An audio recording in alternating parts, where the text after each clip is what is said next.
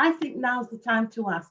Alex and Mary, let's just start off. Can you tell us a little bit about why you became fostering? What's your fostering journey? What do you love about fostering before we hand over to Bev?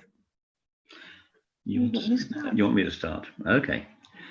Right. Well, we've been fostering, as Flo said, for a little over 10 years 10 now. years now, yeah. Something which we discussed before that for a number of years.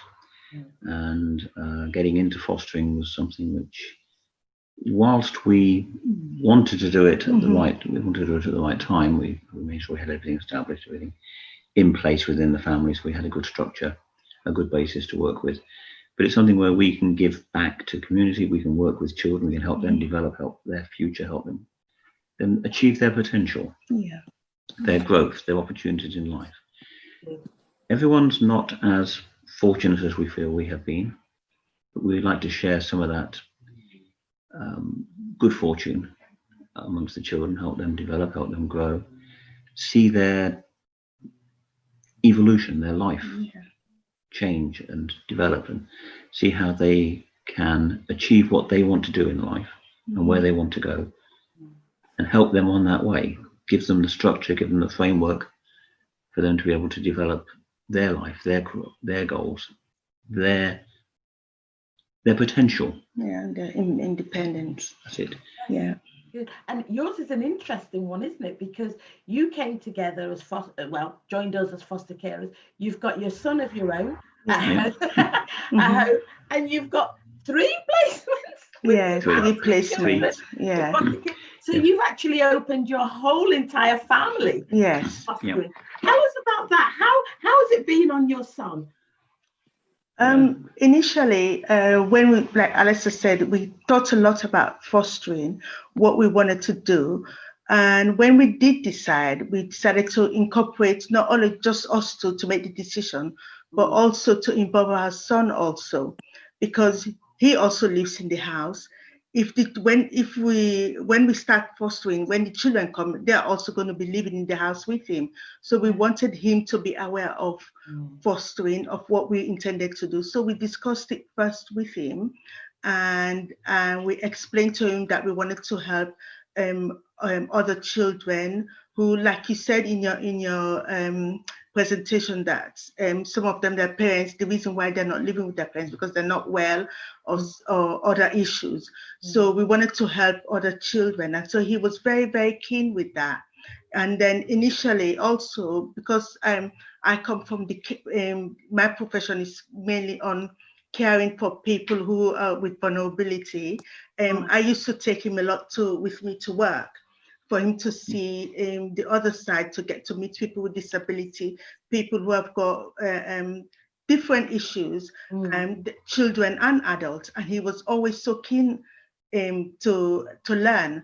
So when he came to fostering, he said to me, Mommy and Daddy, I would love to help. I would love for us to foster, to help other children. And so, yeah, that's what we did. But we did wait until we could discuss it with him at an age where he would actually understand what we were talking about. Yeah, because it is, you're right, a family affair. Yeah, it's a family quite literally. And as a result, he's learned a lot. In fact, they see him as their brother, and we've got two sibling brothers and a girl, and they all see him. It's like one big family. Yeah. And he's come to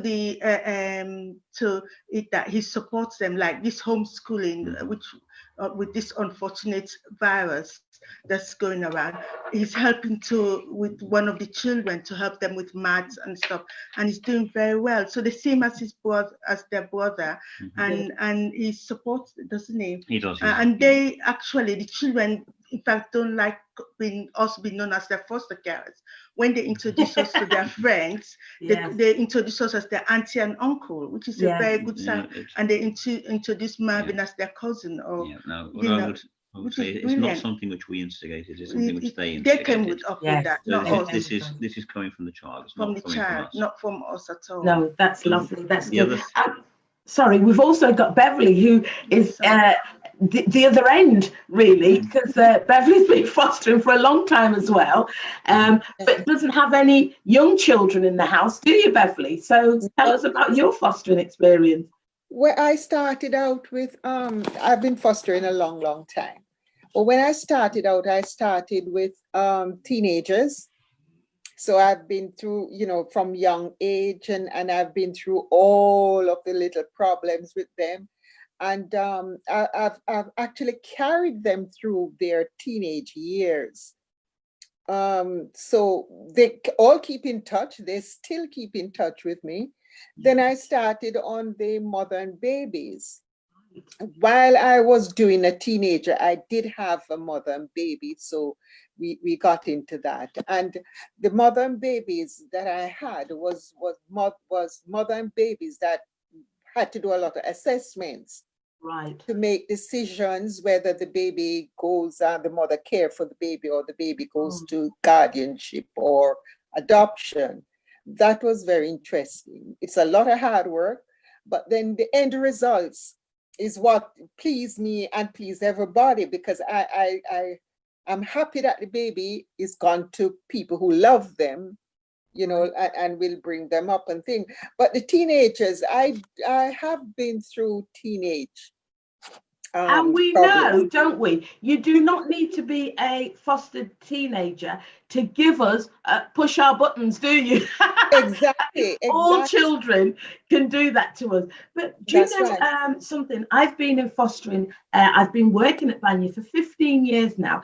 This is my 16th year, and I can honestly say that it is extremely rewarding work. Now, what I want to do is, because we've got this. It's an open or question and answer session. Let's see if we can take some questions from people on the floor. I think people have joined us and they may have some questions for us. Are there any questions out there? Yes, we do have a couple of questions. So you have discussed a little bit about why children are in foster care, but can you describe a day in the life for a child in foster care, and maybe even a day in the life for a foster carer? Okay. A day in the life of a foster carer is really no different from a day in the life of any parent. Yeah. You are caring for the child. You're making sure that they're safe, making sure everything else goes according to plan. They get out to they get out to school or college. They have their lunches. Their friends are okay. That they're safe. You are just extending your parental boundaries or parental envelope to encompass other children. No, so for those, sorry to cut you out, I'm just wondering with that question, for those who've never parented, perhaps, what do you say to those potential carers who've worked with children but never lived with them? How would that day look like to them? Well, they will need to learn from, obviously, after they've received the referral for the child, if they have any queries, they will either speak to the social worker or whoever that knows the child more. And also, once they have that information, they'll be able to have a little bit of idea about the child. And when the child comes into their home, they really need to learn and listen to the child and listen with what the child is coming with, because that's one way of beginning to build a relationship. Yeah. So what I would say is, obviously you provide the skills to foster training, you provide the other training courses, which give a grounding for us. But the point is that we're not alone in this. We have the support structure. We have the Banya social worker. The children have their social workers. Yes. There's a greater community of professionals who are there to help support us as the front end parent in how to deal with that child and how to help the child along and what's going on. Now, depending on that child, if they're a young child with going off to nursery, that's one thing. If they're an older child who's got college or school or challenging issues, I mean, the children which we foster and have fostered have nearly all had additional challenges to actually being in the foster system. Right. They've had problems. They've had additional issues around how they see attachments life and how they've got attachment issues, or they've got they feel guilty for leaving guilt their issues, family. they've got other issues you as know. well. And those need to be encompassed and dealt with at the same time. So does that involve a lot of meetings? Yeah, a lot of meetings. You have to seek advice. Yeah, you have Be realistic. Realistically, you have to consult with psychologists, psychiatrists, doctors. You have camps, but the professionals are there to help you, and you're also an advocate for the child. It's so important for you to be an advocate for the child. I cannot stress enough about listening and watching and being able to understand where the child is coming from. You really must do that.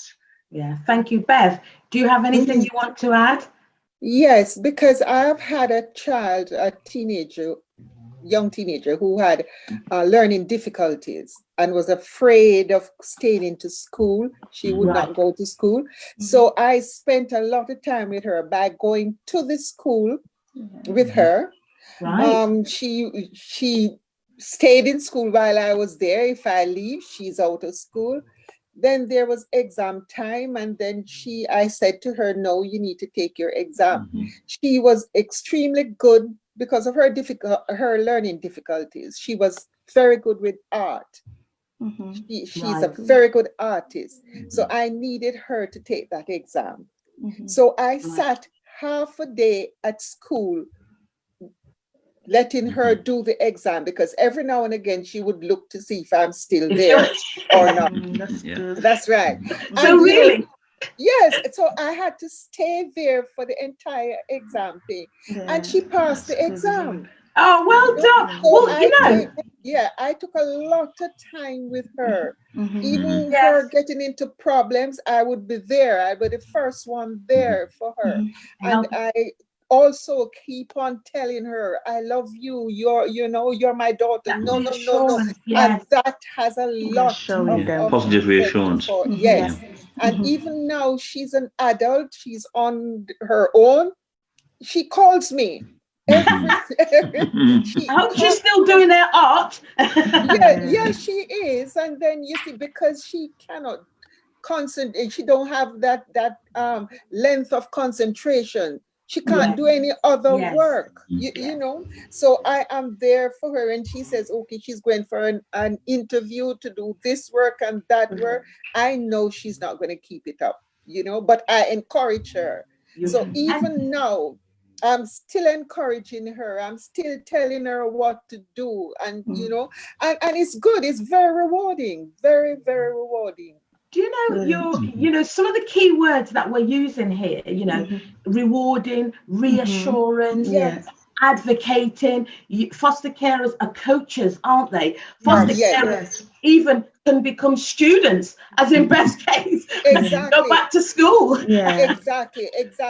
And most of these kids want to know that they are loved. That's great. That they are loved, you know. So my foster kids are my babies until they leave me, you know. So I protect them. They want to know they're worth loving as well. That's the other thing. Not only that they are loved, but they are worth love and worthy of love. Exactly. They are. Fantastic. Definitely. Fantastic. Definitely. Thank you, guys. Mappa, do you have any more questions for us? We don't have much time, but we do have a question. Is fostering a full-time job, or am I able to have another job at the same time? Oh, all right, I can get that one. Really? So, well, it's a mixture, isn't it? Because we've got foster carers who do work. If you're a single carer, then we will need to be clear about how you're going to manage work and caring for a foster child. If you're joint, then it could be one works, one doesn't, one works full time, the other one has flexible hours. I think the truth is with fostering, you can work, yes you can, but it depends what type of work and how flexible it is, and how many people are available to look after the foster child when you're at work.